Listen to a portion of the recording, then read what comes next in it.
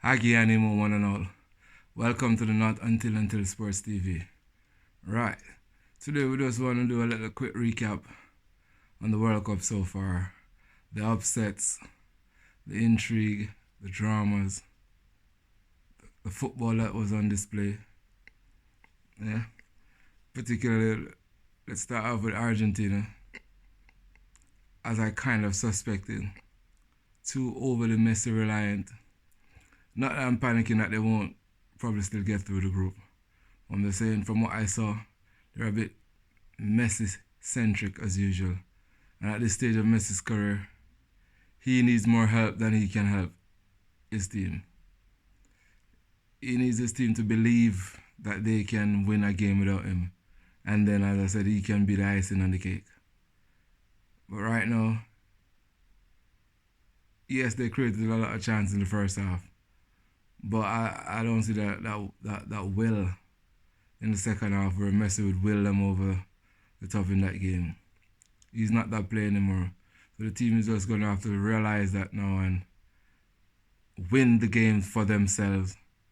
And if Messi come along, so be it. But as I said, they need to carry him rather than the other way around. Overall, I like the way Saudi Arabia attacked. You know, they had the belief. They did not just hang around self-pitying. Their tactic with a whole lot of luck worked. Because as I said, Argentina created so many chances the first half. If a bit more discipline, it could have been a different scoreline. But Saudi Arabia stuck to their stance. Their bravado then showed in the second half. And they got the win. Overall, as I said, beautiful football. And I like that in this tournament. Our teams aren't really afraid of the big names. They're going at them.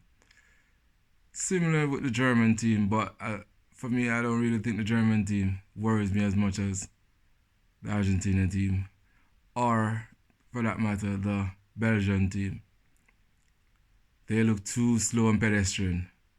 What I saw with Canada running at them yesterday was just a lack of finishing and a bit more luck, and Canada could have won that game easily.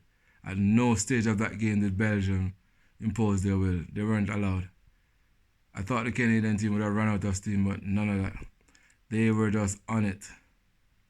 Full of running, full of directness, full of confidence, thinking that they're not the underdogs there. They came into the game thinking that it's there for them to win. And in fairness to them, that was a good tactic, because attack is the best form of defense. No point sitting around thinking, all right, let's hope for a 1-0 victory, or let's sit there with it.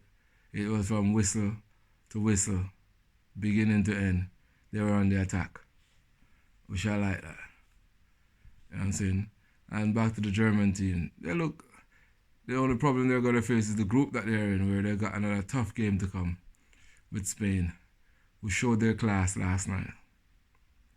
So, but I think the German team might be fine. If not, as I said, I like the football on display anyway. How they were moving it, doing their thing. Again, too pedestrian at times.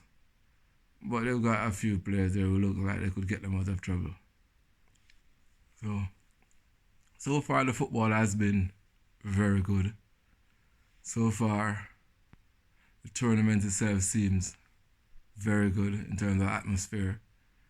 The stadium, not everyone supporting their team, and it just sounds like a good vibe so far. Later on this evening, we will be previewing my team, my favorite team. Not saying that they're expecting to win, but I'll give a preview of Brazil later on. But for now, this was just a quick recap to say I like the beautiful football on display and the upsets and the intrigue. It all makes for a good tournament. And as usual, memento mori, one and all. Not until.